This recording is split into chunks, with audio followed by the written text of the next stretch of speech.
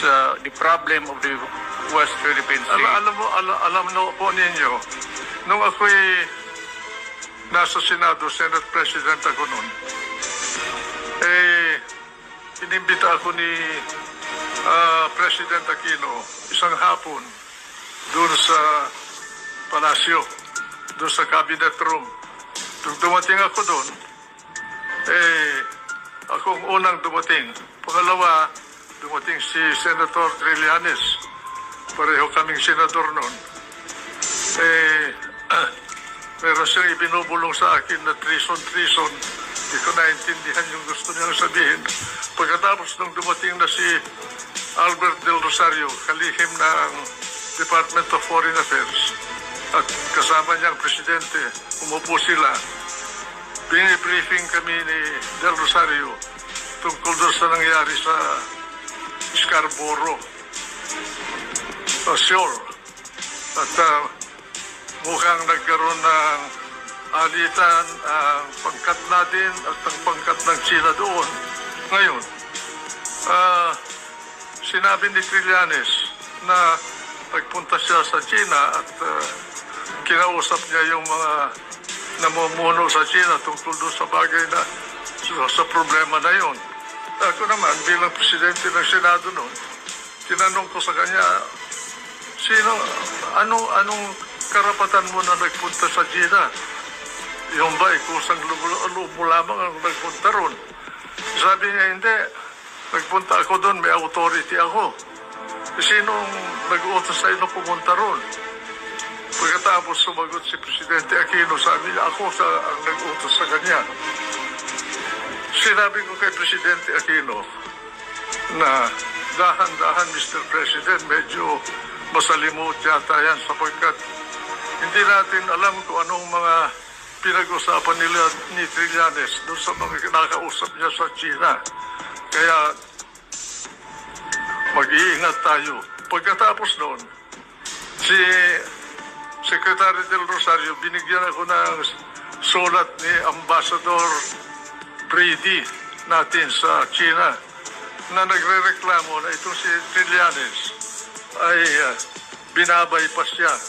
Yung pala, si Trillanes pasok at labas sa China na tila hindi na dumadaan sa immigration dahil inuutosan yata siya ni Presidente Aquino. Kaya sinabihan ko sila na dapat huwag natin gawin yun sapagkat bansa ang nauukol dito. Nagkaroon ng mediation. Ngayon, ang mediator pala doon ay ang Amerika. Ang question ngayon na hindi ko masagot at hanggang ngayon hindi ko alam kung sino ang humingi ng tulong ng Amerika. Ang Amerika ang nag-mediate.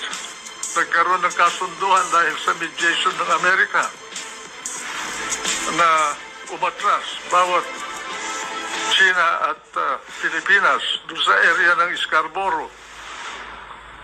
Sinunod ng Pilipinas yung kasunduan sa ilalim ng mediation ng Amerika pero ang China ay hindi sumunod.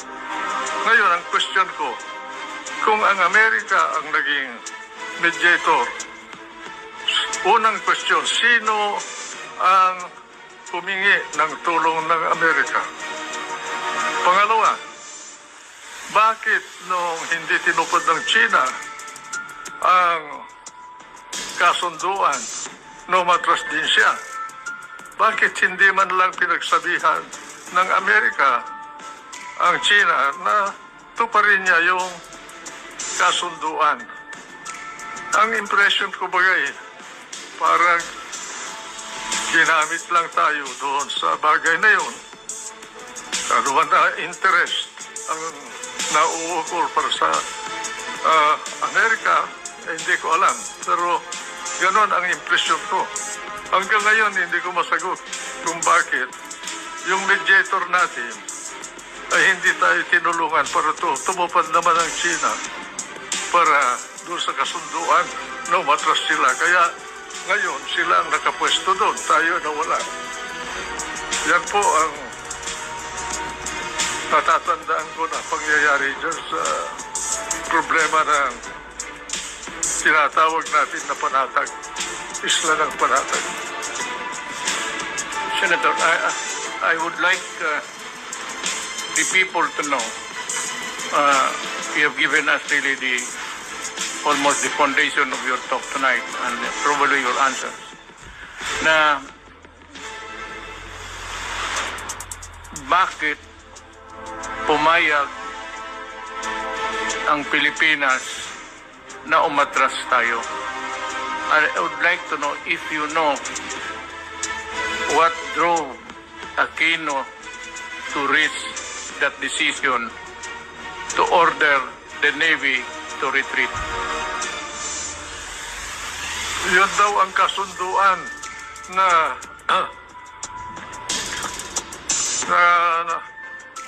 natabo ng dalawang panig sa ilalim ng mediation ng Amerika, Mr. President. Kaya dapat siguro si Albert Del Rosario malaman sa kanya kung sino ba ang bilang Secretary of Foreign Affairs noon, sino bang humingi ng tulong ng Amerika? Si Ambassador Quisha ba? Siya ang ambassador ng Pilipinas sa Washington noon o ang mismong palasyo, si Presidente Aquino? Hindi natin alam eh. Ngayon, dahil doon sa pangyayaring yun nagkakwan tayo na nalugi tayo. Dahil umatras tayo, ay China hindi nila mapaalis doon sa lugar na yun. This is really the dilemma of the nation. For me, sir,